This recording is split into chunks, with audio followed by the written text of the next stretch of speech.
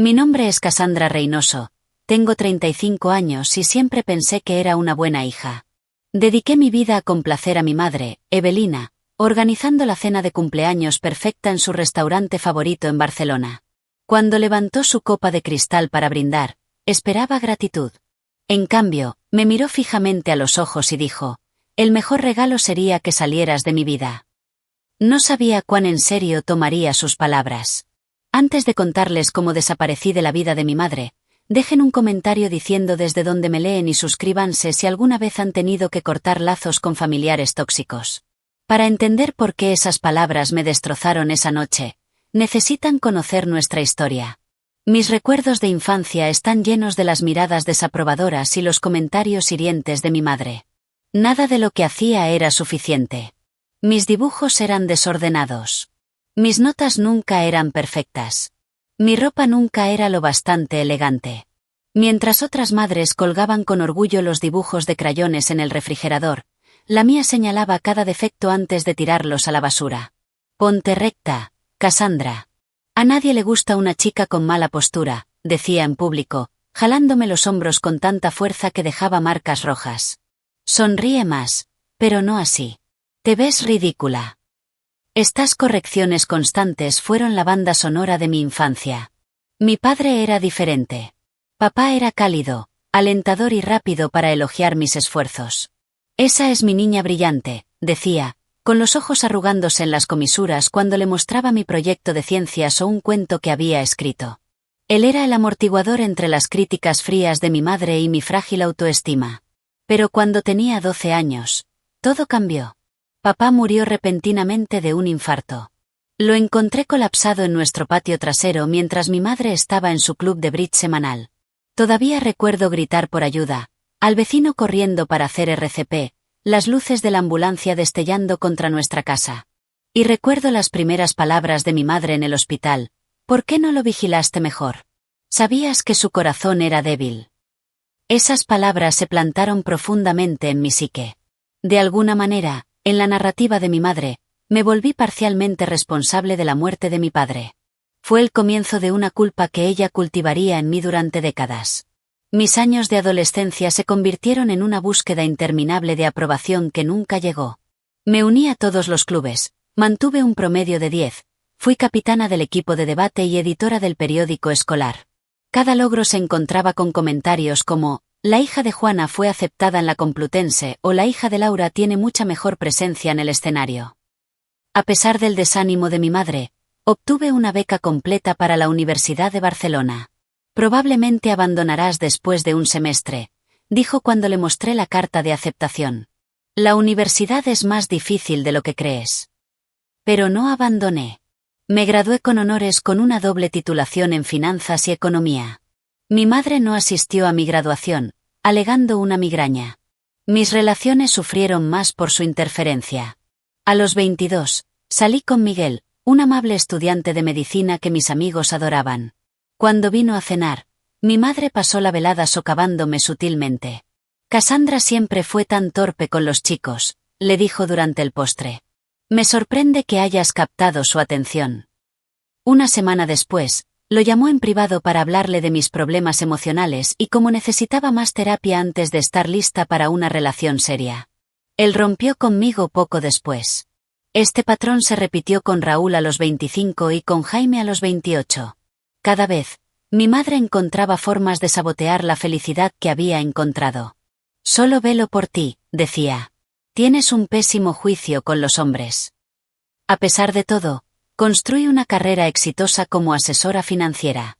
A los 35, manejaba carteras para clientes de alto patrimonio y había sido promovida a asesora senior en mi firma.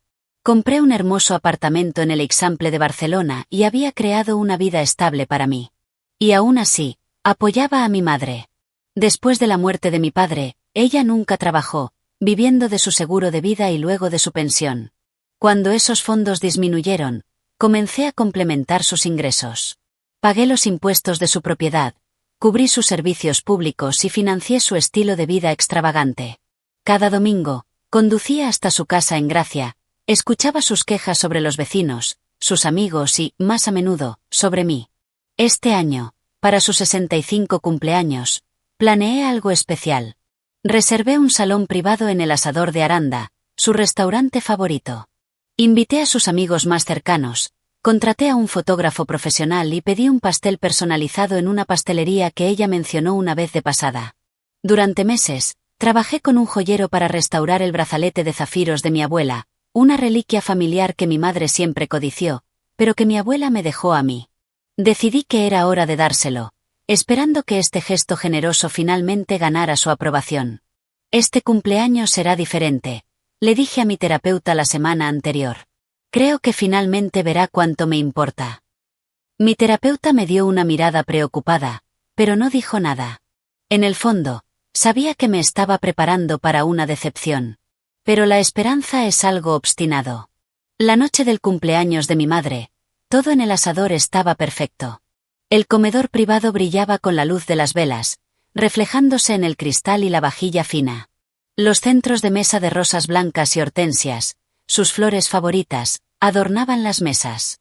El chef preparó sus aperitivos favoritos, y el barman abasteció botellas extra de su Cabernet preferido. Llegué una hora antes para asegurarme de que todo estuviera perfecto. Mi corazón latía con anticipación y ansiedad mientras enderezaba las tarjetas del lugar y ajustaba la iluminación. El gerente del restaurante me aseguró que todo sería impecable. Tu madre debe ser muy especial, dijo, sonriendo. Lo es, respondí automáticamente, aunque mi estómago se apretó con complicaciones no dichas. A las 7 en punto, los invitados comenzaron a llegar. Los amigos de mi madre me saludaron cálidamente, muchos comentando lo maravilloso que era que hubiera organizado una velada tan encantadora. Tu madre tiene suerte de tenerte, dijo Elena, su amiga más antigua. Sonreí cortésmente, aunque por dentro me preguntaba si mi madre compartía ese sentimiento. A las 7:15, mi madre llegó. Llevaba un vestido negro caro que le compré la Navidad pasada, su cabello plateado perfectamente peinado. Me acerqué para saludarla con un abrazo, pero ella ofreció su mejilla para un beso. El ballet tardó una eternidad, fueron sus primeras palabras. Y este salón está muy oscuro. ¿Cómo va a ver alguien bien? Puedo pedir que ajusten la luz, ofrecí rápidamente. Ella suspiró. No importa. Está bien. ¿Quién eligió estas flores? Las hortensias me hacen estornudar. Siempre habían sido sus favoritas. Las había visto plantarlas en nuestro jardín cada primavera durante mi infancia, pero no dije nada, solo hice una señal al camarero para que le trajera una copa de vino. La cena prosiguió con mi madre presidiendo entre sus amigos.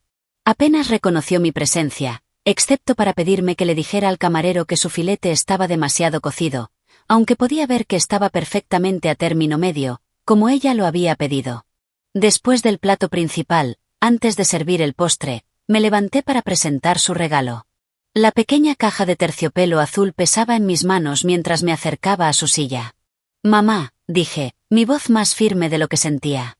Quería darte algo especial por tu 65 cumpleaños. Le entregué la caja. Este fue el brazalete de la abuela. Lo hice restaurar y cambié el cierre por oro blanco. La mesa quedó en silencio mientras ella abría la caja. Los zafiros captaron la luz, brillando contra los engastes de oro blanco. Era realmente hermoso, y había gastado miles en hacerlo restaurar por uno de los mejores joyeros de Barcelona. Mi madre lo miró por un largo momento, luego cerró la caja con un chasquido. Tu abuela debería habérmelo dejado a mí en primer lugar, dijo secamente. Siempre te favoreció de manera inapropiada. La mesa se volvió incómodamente silenciosa. Elena, sentada junto a mi madre, le tocó el brazo suavemente. Evelina, es un regalo hermoso. Mi madre colocó la caja en la mesa sin decir otra palabra. Mis mejillas ardían de humillación mientras regresaba a mi asiento. Cuando llegó el pastel, resplandeciente con velas, todos cantaron cumpleaños feliz. Mi madre sonrió para el fotógrafo y luego se levantó para hacer un brindis. Gracias a todos por venir esta noche, dijo, su voz resonando en la sala ahora silenciosa. Es agradable estar rodeada de verdaderos amigos en mi cumpleaños. No me miró. A medida que envejezco, valoro más y más la autenticidad. Levantó su copa más alto y finalmente giró su mirada hacia mí. Lo que pasó después se reproduce en cámara lenta en mi memoria. Si tuviera que pedir un regalo este año, continuó, sus ojos fríos, el mejor regalo sería que ciertas personas simplemente salieran de mi vida por completo. Sin más pretensiones, sin más obligaciones, solo libertad de relaciones que nunca debieron ser. La sala quedó completamente inmóvil. Sus amigos se movieron incómodos en sus asientos, algunos mirando sus platos, otros intercambiando miradas. No había duda de su significado. A otro año, terminó, tomando un sorbo de su vino como si no acabara de rechazar públicamente a su única hija. Me quedé congelada, incapaz de moverme o hablar. El pastel permaneció intacto frente a nosotras mientras el fotógrafo, sintiendo la tensión, guardó silenciosamente su equipo y se fue. Durante el resto de la velada, mi madre charló con sus amigos como si nada hubiera pasado. Me moví por los movimientos de ser anfitriona, mi cuerpo en piloto automático mientras mi mente repetía sus palabras una y otra vez.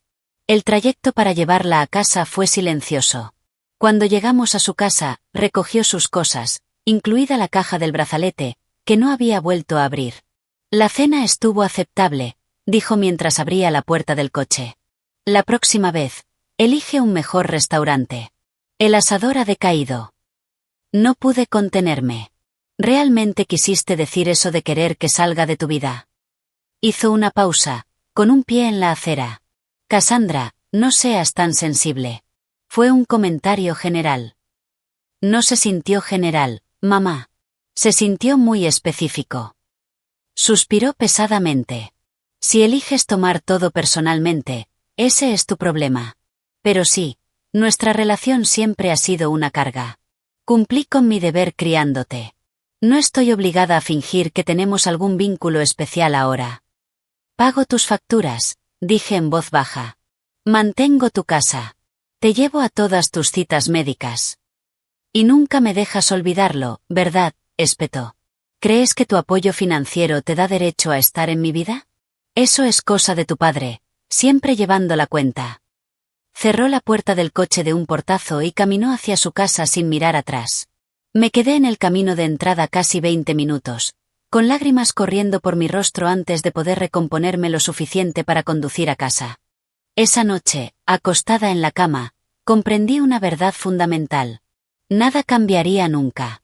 Ningún logro, ningún regalo, ningún sacrificio sería suficiente para que mi madre me amara. Durante 35 años, había estado corriendo en una rueda de hámster, agotándome por un objetivo imposible. Cuando amaneció, tomé una decisión que cambiaría nuestras vidas para siempre. No dormí esa noche. En cambio, me senté en la mesa de mi cocina con un cuaderno, haciendo listas y planes hasta que salió el sol a las 6 de la mañana. Tenía una estrategia completa para desaparecer de la vida de mi madre, no solo emocionalmente, sino también práctica y financieramente. Primero, llamé a mi oficina y dejé un mensaje para mi jefe explicando que necesitaba tomar 2 semanas de permiso personal de emergencia.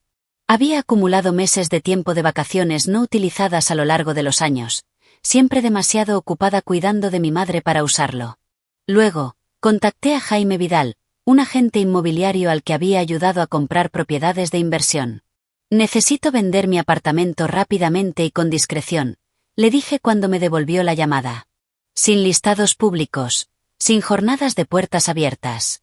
Encuentra un comprador privado dispuesto a pagar en efectivo, incluso si significa aceptar un poco por debajo del valor de mercado. ¿Estás en algún tipo de problema, Cassandra?, preguntó, preocupado. No hay problemas, le aseguré.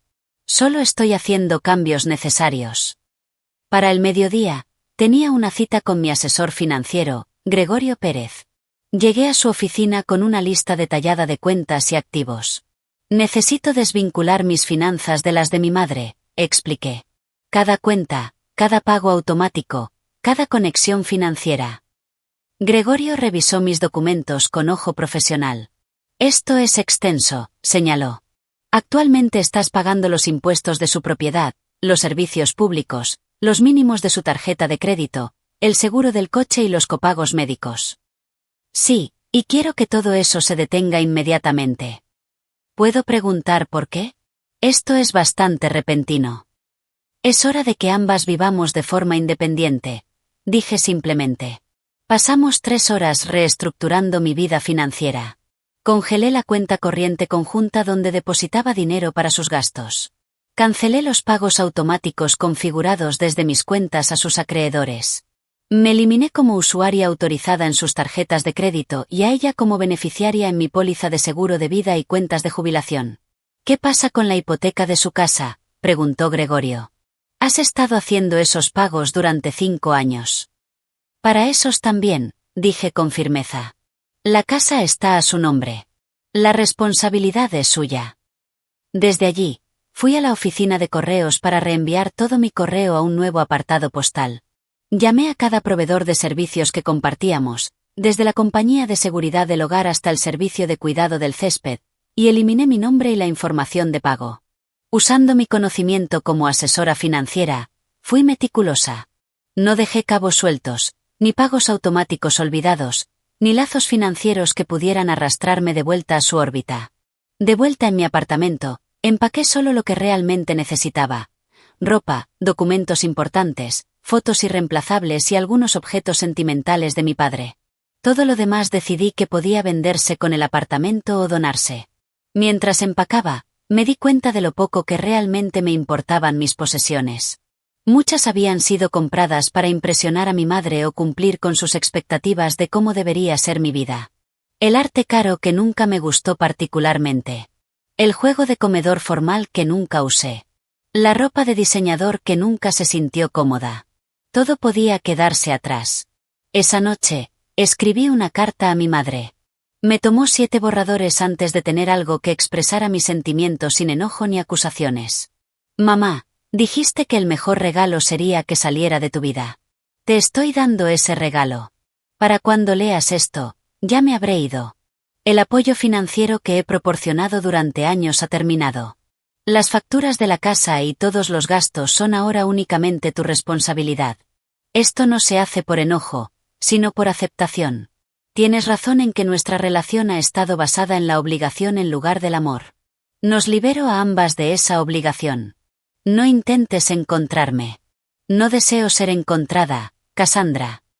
Sellé la carta en un sobre y conduje hasta su casa tarde esa noche. La deslicé bajo su puerta y me alejé sin mirar atrás. Esa noche, me registré en un hotel bajo un nombre diferente, pagando en efectivo. Mientras estaba sentada en la cama genérica del hotel, sentí una mezcla surrealista de emociones, desde un dolor abrasador hasta un profundo alivio. Por primera vez en mi vida, no era responsable de la felicidad, la comodidad o la seguridad financiera de mi madre. El peso que se levantó de mis hombros fue tan inmenso que jadeé en voz alta en la habitación vacía. Durante la semana siguiente, mi plan se desarrolló con precisión mecánica. Jaime encontró un comprador en efectivo para mi apartamento, aceptando un 15% por debajo del valor de mercado para una venta privada rápida. Abrí nuevas cuentas bancarias en una institución diferente y transferí mis activos. Desactivé mis cuentas de redes sociales y obtuve un nuevo número de teléfono. Tomé solo lo que cabía en mi coche, conduciendo hacia el oeste sin un destino específico en mente. Cada kilómetro ponía distancia física entre mi antigua vida y lo que vendría después. Dejé de revisar mi antiguo correo electrónico. No contesté llamadas de números desconocidos. Corté cada vínculo con mi existencia anterior. La primera semana de libertad fue desorientadora. El hábito me hacía alcanzar mi teléfono para verificar cómo estaba mi madre, asegurarme de que había tomado su medicación o recordarle una cita próxima. Me sorprendía a mí misma planeando visitas dominicales que nunca ocurrirían. A veces, la culpa me golpeaba como una ola, dejándome sin aliento con dudas. Pero bajo la culpa y el dolor corría una corriente de algo desconocido. Posibilidad. Por primera vez, mis decisiones afectaban solo a mí. Mi tiempo era completamente mío. Mis recursos, sustanciales después de años de éxito profesional, eran míos para dirigir como quisiera. Había desaparecido completamente de la vida de mi madre. Lo que no esperaba era cuán completamente desaparecería también de mi propia vida anterior. La Cassandra que había existido en Barcelona, la hija obediente constantemente buscando aprobación, también se había ido. Quien tomaría su lugar, aún estaba por verse. Una semana después de desaparecer, mi madre comenzó a intentar contactarme. Al principio, Sus mensajes a mi antiguo correo electrónico y los correos de voz a mi número desconectado eran irritados en lugar de preocupados. Cassandra, el servicio de césped dice que cancelaste su contrato. Llámame inmediatamente. La compañía eléctrica dice que el pago automático se detuvo. Arregla esto hoy. Mis recetas necesitan recargarse. ¿Dónde estás? No mencionó mi carta. En su mente, yo seguía siendo responsable de su vida, sin importar lo que había pasado o lo que había comunicado claramente. 10 días después de irme, mi antigua asistente Marina me envió un correo electrónico a mi nueva dirección, que solo le había proporcionado a ella y a mi terapeuta. Tu madre vino a la oficina hoy, escribió. Estaba muy molesta, exigiendo saber dónde estabas. Seguridad tuvo que escoltarla cuando comenzó a gritar. ¿Está todo bien? Agradecí a Marina por informarme, pero no di detalles. El mismo día, Elena llamó a la oficina de mi terapeuta intentando obtener información sobre mí. Obligada por la confidencialidad, mi terapeuta no reveló nada, pero sí transmitió el mensaje. Durante nuestra próxima sesión telefónica, tu madre parece estar escalando, dijo cuidadosamente la doctora Invierno. Elena dijo que ha estado llamando a todos los que conoces, volviéndose cada vez más frenética. 2 semanas después, mi madre descubrió que el pago de su casa estaba atrasado.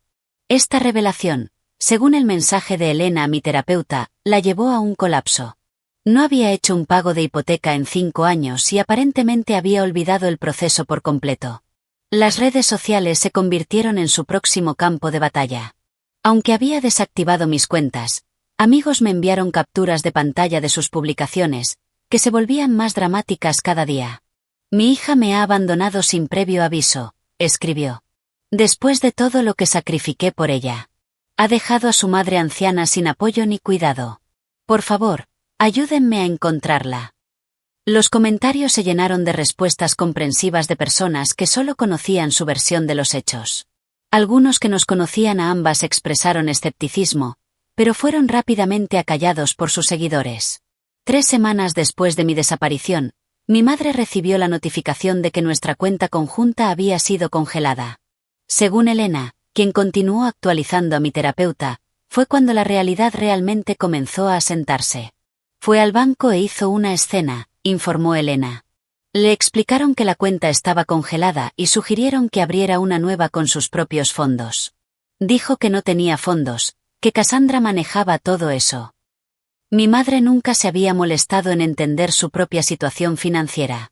A pesar de tener una pensión modesta del trabajo de mi padre y los ingresos de la seguridad social, siempre había dependido de mi apoyo suplementario para mantener su estilo de vida. Sin él, enfrentó una dura realidad. Un mes después de mi ausencia, mi madre recibió la notificación de que los pagos de sus tarjetas de crédito estaban atrasados. Las 6 tarjetas que tenía estaban al límite, y había estado haciendo solo los pagos mínimos con mi dinero. Ahora, enfrentaba más de 40,000 euros en deudas de tarjetas de crédito sin forma de pagarlas. Cuando Jaime Vidal colocó un cartel de vendido frente a mi apartamento, mi madre condujo hasta allí en pánico solo para encontrar a los nuevos propietarios mudándose. No tenían información sobre mí para compartir. 5 semanas después de irme, mi madre perdió su segundo pago de hipoteca y recibió su primera advertencia formal del banco. Esto, junto con su creciente deuda de tarjetas de crédito, causó su primera crisis de salud. Elena la encontró colapsada en su cocina, hiperventilando por un ataque de ansiedad. En el hospital, su presión arterial estaba peligrosamente alta y el médico le recetó medicamentos para la ansiedad y la hipertensión. Siguió preguntando por ti, le dijo Elena a mi terapeuta. Fue la primera vez que la vi realmente preocupada por ti en lugar de lo que podías hacer por ella. Después de 6 semanas, mi madre dejó su primer correo de voz que no era exigente ni acusador. Su voz sonaba más pequeña, más vieja.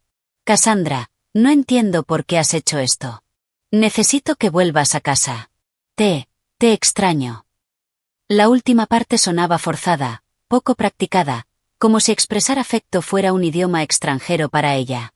2 meses después de irme, mi madre recibió advertencias de ejecución hipotecaria. Su casa, valorada en casi 1 millón de euros en el costoso mercado de Gracia, tenía un patrimonio sustancial, pero no tenía idea de cómo acceder a él o gestionar una venta. Elena, a pesar de tener 80 años, ayudó a mi madre a reunirse con un asesor financiero que explicó su situación en términos crudos: vender la casa, pagar la deuda y encontrar una situación de vivienda más asequible, o enfrentarse a la bancarrota y la ejecución hipotecaria. Tu madre finalmente se derrumbó, informó Elena. Admitió que te alejó. Me mostró la carta que dejaste. Fue la primera vez que la vi asumir la responsabilidad por algo en los 40 años que la conozco. 3 meses después de mi desaparición, mi madre me escribió una carta. Elena la envió a mi terapeuta, quien me preguntó si quería leerla. Dudé, pero finalmente acepté. La carta era diferente a cualquier cosa que hubiera recibido de mi madre. Su caligrafía, normalmente perfecta, estaba temblorosa. El papel estaba arrugado, como si lo hubieran arrugado y alisado varias veces. Cassandra, he pasado estos meses enojada contigo por abandonarme. Ayer encontré un álbum de fotos en el ático. Fotos tuyas creciendo que había olvidado. Al mirar tu rostro en esas fotos, vi algo que nunca me permití ver antes. Cuánto te lastimé, incluso de niña, por mi culpa. No fui una buena madre para ti. Estaba celosa de tu relación con tu padre. Después de que murió, te culpé porque culparme a mí misma era demasiado doloroso. Te resentí por ser joven y tener oportunidades que yo nunca tuve. Nada de esto es una excusa. No estoy pidiendo dinero ni ayuda. La casa se vende el próximo mes. Me mudaré a un apartamento para mayores que puedo pagar con mi pensión y la seguridad social. Entiendo por qué te fuiste. Yo también me habría ido. Lo siento, mamá. La carta no contenía demandas, ni culpas, ni manipulación. Por primera vez en mi vida, mi madre me vio como una persona separada con sentimientos válidos. Una semana después, Elena envió otra actualización. Mi madre se había unido a un grupo de apoyo para padres distanciados de sus hijos adultos. Estaba viendo a un terapeuta semanalmente. Estaba aprendiendo a hacer cosas por sí misma que siempre había dependido de otros para manejar. En su próximo cumpleaños, exactamente un año después de la cena que cambió todo, Elena envió un mensaje final. Evelina celebró tranquilamente en casa. Tenía un pequeño pastel que compró ella misma. Me dijo que fue el primer cumpleaños en el que realmente entendió lo que había perdido. No el apoyo financiero ni la ayuda práctica, sino a ti, solo a ti. Mientras mi madre enfrentaba su nueva realidad, yo estaba construyendo la mía. Después de 2 semanas conduciendo por el país, me establecí en Bilbao, lo más lejos posible de Barcelona mientras permanecía en España. La lluvia constante y los cielos grises coincidían con mi estado de ánimo esos primeros meses, pero la impresionante belleza del País Vasco comenzó a sanar algo en mí. Encontré un modesto apartamento en el casco viejo con vistas al Nervión. A diferencia de mi apartamento en Barcelona, amueblé este lugar completamente a mi gusto. Muebles simples y cómodos en azules y verdes que me recordaban al océano. Sin comedor formal, sin habitación de invitados diseñada para impresionar a visitantes que nunca vinieron, solo espacios que se sentían como hogar para mí. Usando mi experiencia y credenciales, encontré un puesto en una firma financiera boutique especializada en inversiones éticas. La empresa era más pequeña que mi firma de Barcelona, los clientes menos adinerados, pero la cultura enfatizaba el equilibrio entre la vida laboral y personal y el servicio genuino en lugar de prestigio y ganancias. Valoramos a los asesores que se preocupan por sus clientes como personas, no solo como carteras, me dijo el socio gerente durante mi entrevista. Casi lloré ante la simple humanidad de esa declaración. Encontrar un terapeuta fue mi siguiente prioridad. La doctora Martínez se especializaba en traumas infantiles y dinámicas familiares tóxicas. A diferencia de mi terapeuta de Barcelona, que había alentado suavemente la reconciliación durante años, la doctora Martínez validó mi decisión de separarme de mi madre. El distanciamiento a veces es la elección más saludable, me dijo durante nuestra primera sesión. No todas las relaciones pueden o deben salvarse. Esas palabras me dieron permiso para dejar de sentirme culpable por mi elección, para dejar de cuestionar la decisión que me había permitido respirar libremente por primera vez en décadas. Hacer amigos resultó más desafiante que encontrar trabajo o vivienda. En Barcelona, la mayoría de mis conexiones sociales habían sido a través de mi madre o el trabajo. En Bilbao, tuve que aprender a formar relaciones basadas únicamente en intereses comunes y conexiones genuinas. Me uní a un grupo de senderismo, un club de lectura y un huerto comunitario. Lentamente, construí un círculo de amigos que no sabían nada de mi pasado, que me querían por quien era en lugar de lo que podía proporcionar. Estas relaciones, sin complicaciones por la historia o la obligación, me mostraron cómo se sentían las conexiones saludables. La primera temporada navideña sola fue difícil. El día de Acción de Gracias vino con una ola de dolor tan intensa que pasé el día en la cama mirando fotos antiguas de mi padre y llorando por la familia que nunca tuve realmente. La Navidad trajo sueños de ansiedad en los que compraba frenéticamente para mi madre solo para darme cuenta de que había olvidado lo que le gustaba. Pero la Nochevieja marcó un punto de inflexión. Mi nueva amiga Estefanía me invitó a una pequeña reunión en su casa. Allí conocí a Daniel, un profesor de literatura de secundaria con ojos amables y un sentido del humor tranquilo. Hablamos durante horas sobre libros, rutas de senderismo y nuestros lugares favoritos en Bilbao. Cuando me pidió mi número, dudé, con viejos miedos surgiendo sobre dejar que alguien se acercara, pero se lo di de todos modos, un pequeño acto de valentía que se sintió enorme. Nuestras primeras citas no se parecían en nada a mis relaciones en Barcelona. No había presión para impresionar, ni cálculo sobre lo que mi madre pensaría de él. Simplemente disfrutábamos de la compañía del otro. Dos adultos eligiendo pasar tiempo juntos.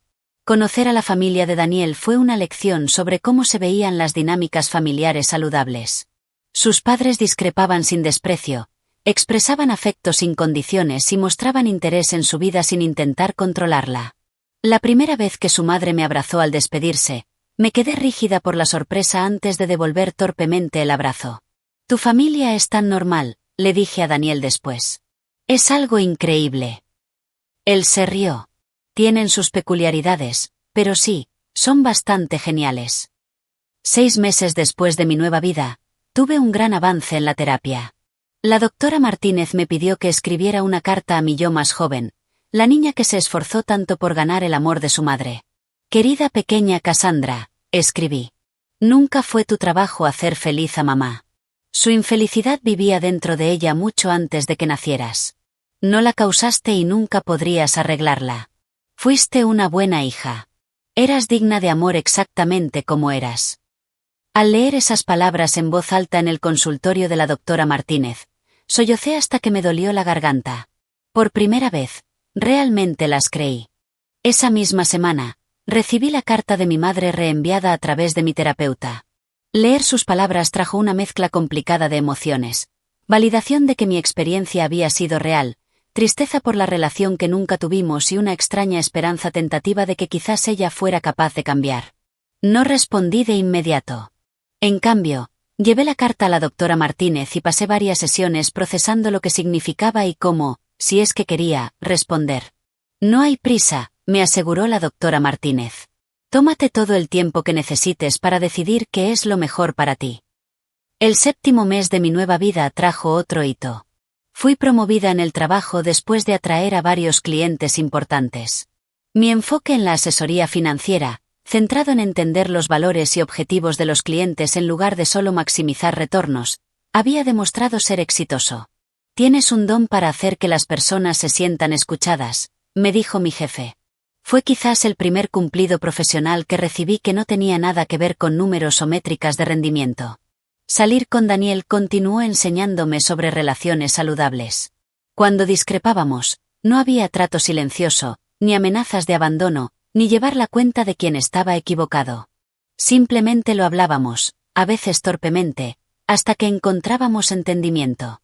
Cuando me dijo que me amaba por primera vez, entré en pánico y me alejé durante casi una semana. Él me dio espacio, pero dejó claro que aún estaba allí. Cuando finalmente expliqué mis miedos, escuchó sin juzgar. «El amor no debería ser aterrador», dijo simplemente. «Debería sentirse como volver a casa».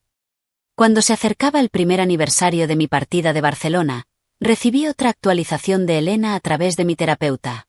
Mi madre había vendido su casa, pagado sus deudas y se mudó a un apartamento para mayores. Estaba tomando clases de arte y se había unido a un club de lectura. La foto que Elena adjuntó mostraba a mi madre luciendo más vieja pero de alguna manera más suave, sonriendo tentativamente a la cámara mientras sostenía una acuarela que había pintado. Al mirar esa foto, tomé una decisión que nunca pensé que tomaría. Regresaría a Barcelona, no para quedarme, no para rescatar, sino para ver por mí misma quién se había convertido mi madre en mi ausencia. Después de un año de construir mi nueva vida en Bilbao, volé de regreso a Barcelona con una mezcla de temor y curiosidad. Daniel se ofreció a venir conmigo, pero este era un viaje que necesitaba hacer sola. No le dije a mi madre que vendría. No estaba lista para una reunión planeada con su peso de expectativas y posibles decepciones.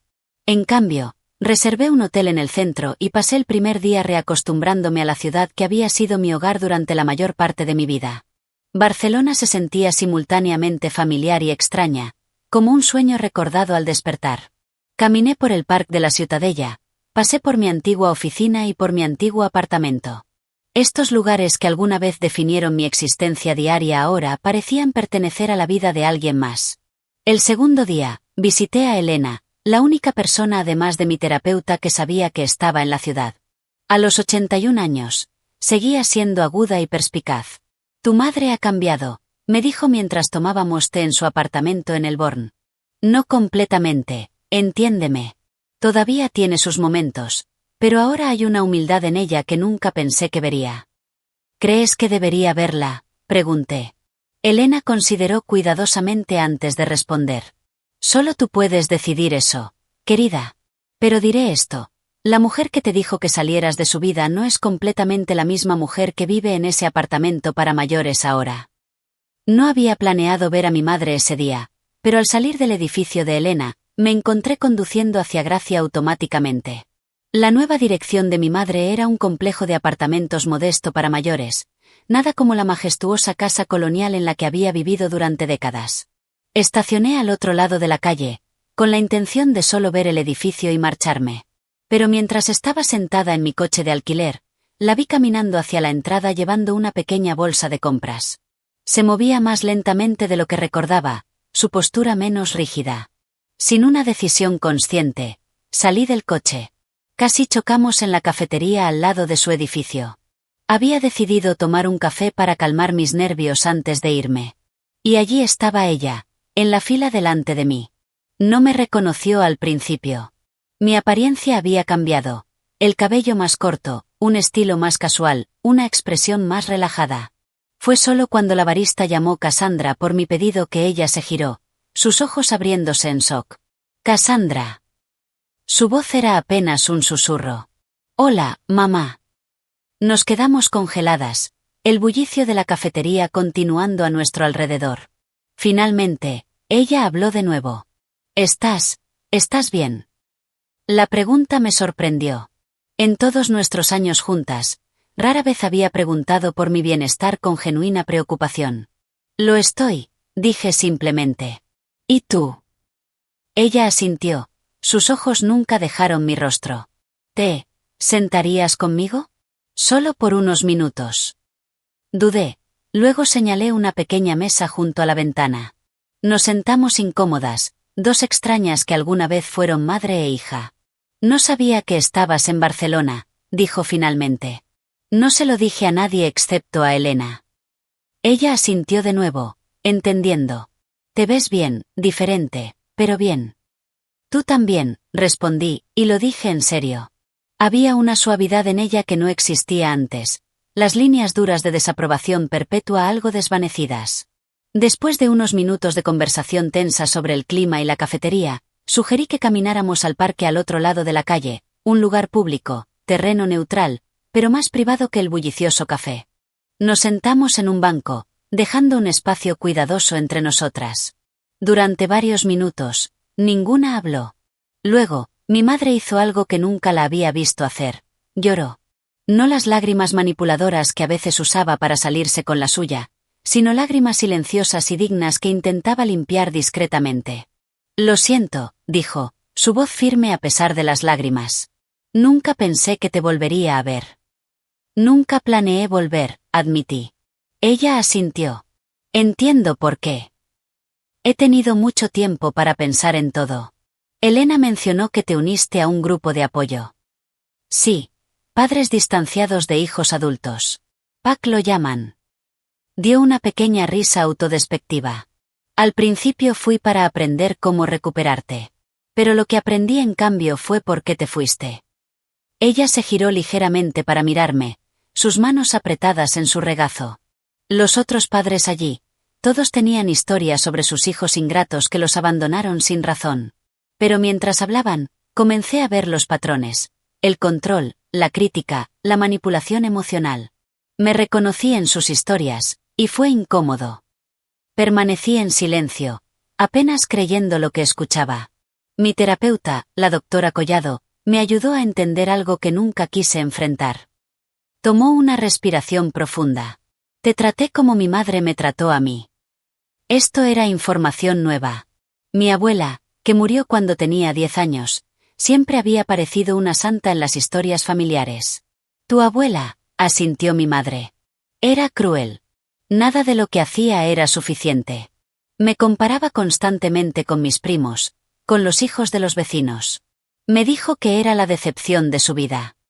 Su voz se quebró. Suena familiar. Sentí un escalofrío a pesar del cálido día de primavera. Nunca me lo contaste. Nunca se lo conté a nadie. Estaba avergonzada, de alguna manera. Como si su trato hacia mí fuera mi culpa. Miró hacia sus manos. Cuando naciste, juré que sería diferente, pero no sabía cómo. No tenía un modelo de buena maternidad, solo imágenes perfectas de revistas y televisión que nunca pude alcanzar. Eso explica algunas cosas, dije cuidadosamente. Pero no las excusa. No, acordó de inmediato. No lo hace. Nada excusa cómo te traté, especialmente después de que tu padre murió. Estaba celosa de tu relación con él. Él sabía cómo amarte de una manera que yo no sabía cómo amar a nadie. La franqueza de esta admisión me sorprendió. Mi madre nunca había reconocido la superioridad de mi padre como padre, mucho menos admitido celos de nuestro vínculo. Después de que murió, te culpé porque no podía soportar culparme a mí misma por no estar allí cuando me necesitaba.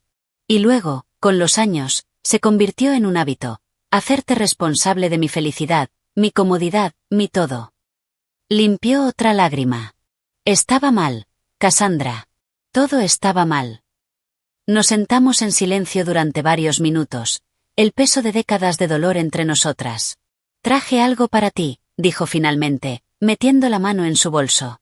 Sacó un diario de cuero gastado. He estado escribiendo esto desde que te fuiste. Mi terapeuta sugirió que podría ayudarme a entender mi comportamiento y su impacto en ti. Me lo ofreció. No tienes que leerlo, pero si alguna vez quieres entender, está todo ahí. Mi infancia, mi matrimonio con tu padre, mis fallos como tu madre, y mi trabajo para convertirme en alguien diferente. Tomé el diario, sintiendo su peso en mis manos. Gracias, dije, sin saber si alguna vez lo abriría. No estoy pidiendo perdón, continuó. Ni siquiera estoy pidiendo ser parte de tu vida de nuevo. Solo quería que supieras que ahora entiendo por qué tuviste que irte y que realmente lo siento por hacer que eso fuera necesario. Cuando nos despedimos ese día, no hubo una reconciliación lacrimógena, ni promesas de una relación restaurada. En cambio, hubo algo más valioso, ¿verdad? Por primera vez, hablamos honestamente sobre nuestro pasado compartido y el daño causado. Vivo en Bilbao ahora, le dije mientras nos levantábamos para irnos. Tengo una buena vida allí. Ella sonrió, una sonrisa genuina sin amargura. Me alegro. Eso es lo que debería haber querido para ti todo el tiempo. No puedo prometer nada, dije cuidadosamente, pero si quieres, podríamos intercambiar correos electrónicos. Solo ver cómo va. Me gustaría mucho, respondió, su voz firme pero sus ojos brillantes con lágrimas no derramadas. Acordamos una correspondencia limitada, solo correos electrónicos durante 3 meses. Sin llamadas telefónicas, sin visitas, solo palabras escritas que podían considerarse cuidadosamente antes de enviarse o leerse. Mientras la veía regresar a su edificio de apartamentos, con los hombros rectos pero sin el control rígido que recordaba, sentí algo inesperado, esperanza. No por la relación madre-hija que siempre anhelé de niña, sino por una conexión nueva y más honesta entre dos adultos imperfectos que compartían una historia dolorosa, pero que posiblemente podrían encontrar un camino hacia adelante. En el avión de regreso a Bilbao, sostuve el diario pero no lo abrí. Algunas verdades necesitaban abordarse lentamente, con cuidado y apoyo. Lo compartiría primero con la doctora María y luego decidiría si y cuándo estaba lista para leer los pensamientos sin filtro de mi madre. Daniel me recibió en el aeropuerto, su presencia tranquila un bálsamo después de la turbulencia emocional del viaje. ¿Cómo fue?, preguntó simplemente mientras conducíamos a casa. Honestamente, respondí. Nada como esperaba y tal vez, solo tal vez, mejor de lo que temía. Han pasado 2 años desde que desaparecí de la vida de mi madre. En ese tiempo, he construido algo que nunca pensé posible. Una vida definida por la paz en lugar de la ansiedad constante, por la conexión genuina en lugar de la obligación, por la autoestima en lugar de la búsqueda desesperada de aprobación. Mi carrera en Bilbao ha florecido. Fui nombrada socia de la firma el año pasado, especializándome en ayudar a mujeres a lograr independencia financiera después de un divorcio o viudez. El trabajo se siente significativo de una manera que mi posición en Barcelona nunca lo hizo, quizás porque entiendo de primera mano el poder de la seguridad financiera para crear libertad. Daniel me propuso matrimonio hace 6 meses en un sendero con vistas a los Pirineos. A diferencia de mis relaciones anteriores, nuestra conexión ha crecido lenta y constantemente, basada en el respeto mutuo y el afecto genuino en lugar de la desesperación o la conveniencia. Cuando dije que sí, fue con total confianza en lugar de la duda persistente que había acompañado las decisiones importantes en mi vida anterior. Mi relación con mi madre ha evolucionado hacia algo que nunca imaginé posible. Nuestra correspondencia por correo electrónico se expandió gradualmente para incluir llamadas telefónicas ocasionales. La última Navidad, la invité a visitar Bilbao, y para mi sorpresa, vino. Verla interactuar con Daniel y su familia fue revelador. Estaba más callada, más observadora, menos rápida para juzgar o criticar. Cuando la sobrina de Daniel le mostró un dibujo, mi madre lo admiró sinceramente sin señalar defectos ni hacer comparaciones. Era como si estuviera aprendiendo a ser abuela al observar a los padres de Daniel con sus nietos. Tu madre no es lo que esperaba de tus historias, dijo Daniel después de que ella regresó a Barcelona. No es la misma persona, respondí, dándome cuenta de la verdad mientras hablaba. Tampoco lo soy yo. Estamos planeando una boda pequeña para la próxima primavera. Cuando tímidamente le pregunté si le gustaría asistir, la respuesta de mi madre me sorprendió. Sería un honor, escribió. Pero entenderé si cambias de opinión. Este día debe ser perfecto para ti, no estresante por mi presencia. Esta consideración por mis sentimientos, esta disposición a dar un paso atrás si era necesario, era evidencia de cuánto había avanzado. Hace 2 años, habría exigido un papel central o se habría negado a asistir por despecho. Mi madre continúa con su terapia y grupo de apoyo. Es voluntaria en un huerto comunitario y enseña clases de arte en su centro de mayores. Nunca tendremos el vínculo madre-hija cercano que algunos de mis amigos disfrutan con sus madres. Se hizo demasiado daño demasiado pronto, y algunas heridas, aunque sanadas, dejan cicatrices permanentes. Pero tenemos algo diferente, algo ganado con esfuerzo a través de la separación, la autorreflexión y el cambio deliberado. Tenemos una relación honesta entre 2 adultos que se ven claramente, con todas nuestras fallas y fortalezas. El diario que me dio está en mi estantería. Finalmente lo leí con el apoyo de la doctora María, 6 meses después de mi visita a Barcelona. Sus páginas contenían un dolor que nunca había imaginado, percepciones que nunca esperé y una perspectiva sobre nuestra historia compartida que me ayudó a entender, aunque no excusar, las dinámicas que dieron forma a nuestra relación. Mirando hacia atrás en mi decisión de desaparecer de la vida de mi madre, ahora veo que fue necesario no solo para mi sanación, sino también para la suya. Mientras seguí siendo la hija obediente, absorbiendo sus críticas y satisfaciendo sus necesidades, ninguna de nosotras podía cambiar. Fue solo en mi ausencia que ella se vio obligada a enfrentar su comportamiento y sus consecuencias. No todos los que lean esto entenderán mi elección. Algunos pensarán que fui cruel por dejar a una madre anciana sin apoyo. Otros podrían preguntarse por qué permití que el contacto se reanudara. Pero he aprendido que la sanación rara vez sigue un camino recto o simple. A veces, lo más amable que podemos hacer por nosotros mismos y por los demás es desaparecer hasta que se nos vea por nuestro verdadero valor. A veces, las personas que más nos lastiman pueden cambiar, dado suficiente tiempo y motivación. Y a veces, la familia que creamos por elección puede enseñarnos cómo sanar las heridas infligidas por la familia en la que nacimos. Daniel y yo estamos construyendo una vida basada en el respeto mutuo, la comunicación abierta y el afecto genuino. Su familia me ha acogido con una calidez que nunca supe que era posible. Mi círculo de amigos continúa creciendo, cada relación enseñándome algo nuevo sobre la conexión saludable. En cuanto a mi madre y yo, procedemos con cuidado, cada interacción es una pequeña prueba de nuestros nuevos límites y entendimiento. Todavía hay momentos difíciles, patrones antiguos que intentan reafirmarse. Pero ahora tenemos herramientas para reconocer y redirigir estas tendencias antes de que causen nuevos daños. En su cena de cumpleaños más reciente, una ocasión tranquila en un restaurante cerca de su apartamento, levantó su copa en un brindis muy diferente al que cambió nuestras vidas hace 2 años. Por las segundas oportunidades, dijo simplemente, y por la hija que fue lo suficientemente valiente para irse para que ambas pudiéramos encontrar versiones mejores de nosotras mismas. A veces, el mayor regalo que puedes darte a ti mismo y a los demás es el coraje de desaparecer hasta que vean tu verdadero valor. ¿Alguna vez has tenido que crear distancia con alguien que amas para sanar? Comenta abajo y déjame saber si esta historia resonó contigo. Por favor, dale me gusta, suscríbete y comparte con alguien que podría necesitar leerlo. Gracias por ser parte de este viaje conmigo. Y recuerda, nunca es demasiado tarde para crear límites que protejan tu paz.